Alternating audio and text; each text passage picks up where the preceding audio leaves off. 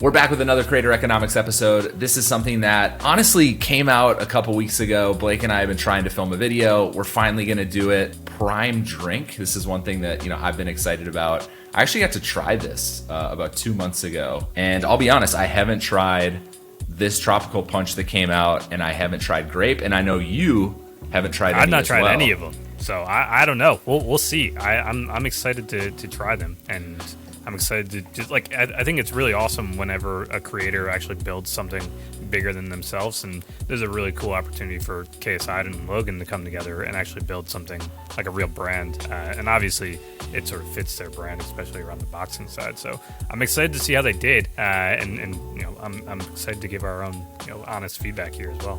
So let's start with one that neither of us have tried. I think grape. This one I haven't tried yet. This is probably going to be my least favorite. I'm biased. I just don't like grape flavors, so we'll see if this is any good. But this is the one you were most nervous about when we were talking about this before the podcast, and you made a good point. It's interesting that Logan Paul and KSI did this together, being rivals for as long as they were and doing the YouTube boxing thing. But I also think it helps them because a lot of people are talking about it for that fact of wow, KSI and Logan Paul are actually starting a business together in the energy drink space. Maybe it makes sense, maybe it doesn't, but at least got a lot of people talking. And so let's let me taste this one.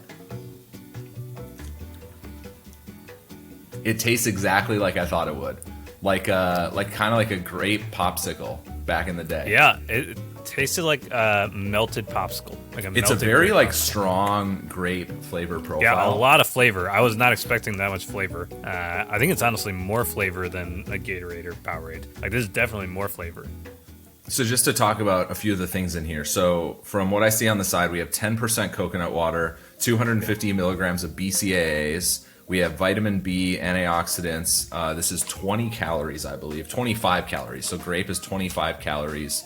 So there's not a ton in it. There's not really a lot of carbs. It's like 6 grams of carbs, 2 grams of sugar. There's not that much in it, and the flavor profile is really strong on this one. I think it's because the coconut water probably is just so strong.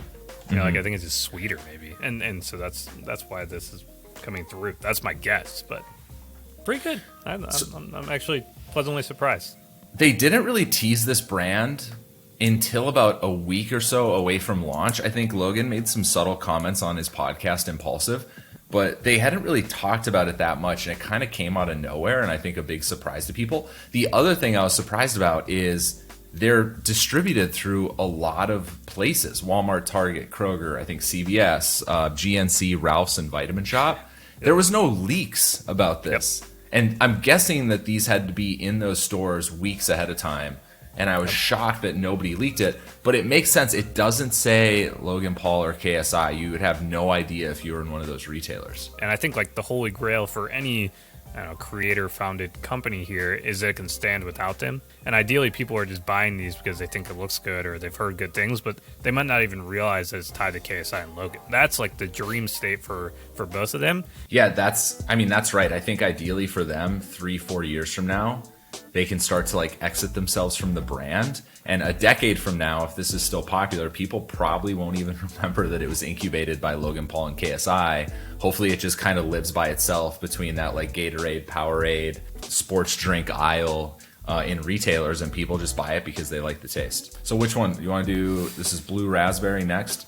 Yeah, let's do blue raspberry. Why not? I imagine it's going to taste similar is my guess. This is one, so when you and I received the boxes, this is the first one that I tried because I love raspberry, and so I was pretty tempted. The other ones I kind of let sit in my fridge, but this is the one I've actually tried before. I'll try it. Still my favorite. I like the taste of it. I'm biased, though, because I do like blue raspberry flavored anything. But this is by far my favorite one. This one's better than grape. This is the one that I think I would drink every day.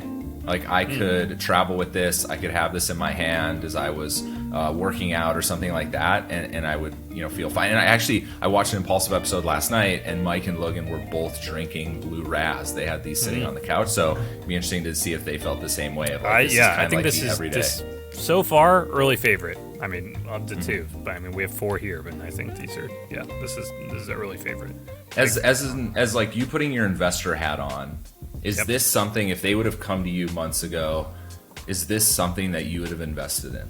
It's a good question. I think it's it would be tempting because they just have so much influence. And I'm a fan of when creators build something that is, I don't know, endemic or natural extension of their own brands. And obviously a sports drink or an energy drink or, a hydration drink as they frame it, tied with something where they were both training extensively and they used, creative ways to launch it. My questioning of how I would think through it is just like, how are they thinking about keeping this relevant a year from now or 2 years from now or 3 years from now, rather than just like this quick burst of, selling out early on. Logan, to his credit, seems like he is very focused on making this into a massive drink brand. And obviously when you have more than one creator involved, it introduces just more complexities and making sure everyone's aligned is super key. So those would be the things that I would be pushing on and thinking through. But it's certainly an interesting opportunity for them. And if I were them, I wouldn't have taken any outside capital. I would have been like, hey, let's see where we can get this. And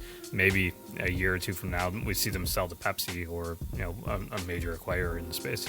Yeah, totally agree. And like let's go to what is this, tropical punch next. I'll start with the caveat that I don't like anything tropical punch related. I never have. So this is probably the one that's going to be like my least favorite, but I have not tried this yet. Let's see. I think it's going to be sweet. Exactly like I expected it to be. Ooh, it tastes like Hawaiian Punch. Yep. Ooh. This definitely isn't for me, but I if like you it. like Hawaiian Punch, the taste is very good. Like, it tastes exactly like Hawaiian Punch. So the one thing that I kind of thought about when I first heard them announce this brand is like, I was curious who the team was. I'd known the people that kind of helped them get from 0 to 1 of where they are now. Now, who do you hire? Do you go steal a marketing executive from like a PepsiCo? Do you go find a CEO? Like, what does the team look like to take this brand to the next level? Because the 0 to 1 team is a lot different from the 1 to 10 team. I think they said they sold 4 million bottles to retail. What is the team that's going to get you to like 50 million bottles per year? I hope that someone is stepping in and being like, hey, this is a real big business. I should be the CEO and manage the relationships between everyone. But it needs to be someone that KSI and Logan deeply trust and respect as well. Otherwise, that's just another, that can be a friction point within the business. Totally agree. And last but not least, lemon lime. Kind of thought when I saw this one, this would be one of my faves as well. So I will say I've already tried this one. So I'm glad, I'm excited for you to try, because lemon lime is also something I usually go for. Lemon lime or blue raz is where my those would be my two probably that I would go for first as well. So when I first tasted it, I was actually surprised at how strong the lemon taste was for how little ingredients are actually in this. And so this is another one that I think I would drink on a daily basis along with the blue raz. I like this one. I think I'd honestly put this behind the tropical punch though. Like, I think I would do blue raspberry, tropical punch, then lemon lime, then grape would be my tier list. Yeah, I'm kind of the same with the blue raz being first, lemon lime second, grape, and then tropical punch to me is last. And that's no knock on the tropical punch one. It's just I've never liked Hawaiian Punch, tropical punch, anything.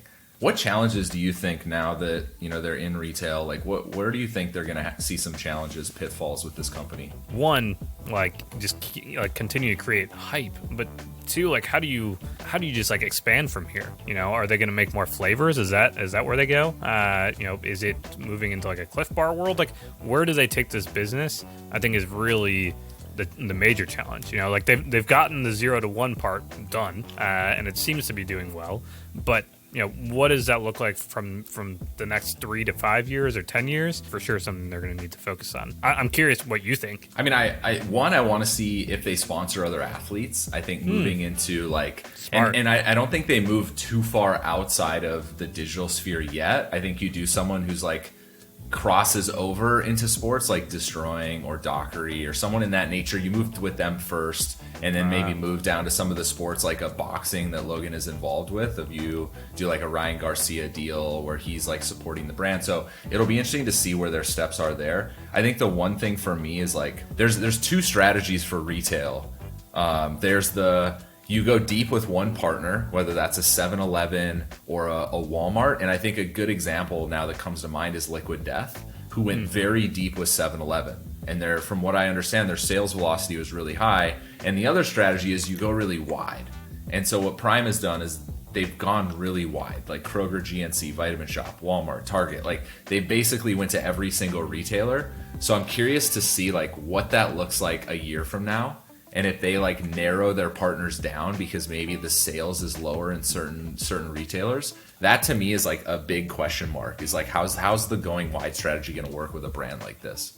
Comparable businesses in the creator space that we've seen so far, which is like Chamberlain Coffee or Nelk's Happy Dad. Like, how do you think? Like, did Happy Dad? I'm not sure what their distribution looks like. If they went wide or narrow in the beginning. I think it was somewhat strategy, somewhat like a can shortage in the U.S. that they weren't able to get enough cans. They've slowly expanded state by state, and so they've actually done the opposite of like, we're not going to go wide. We're going to be very hyper targeted to the areas that we know that we have influence in. But alcohol, can't really ship it. This, I'd imagine, isn't a great D2C product because it's so expensive to ship. You and I you got like a 12 pack, right, of each flavor. There was 35 to 40 pounds per box. Oh yeah, they were heavy. I was like, oh my gosh, I feel bad for the like UPS person who had to drop this off. Yeah, but Chamberlain Coffee launched 100% D2C.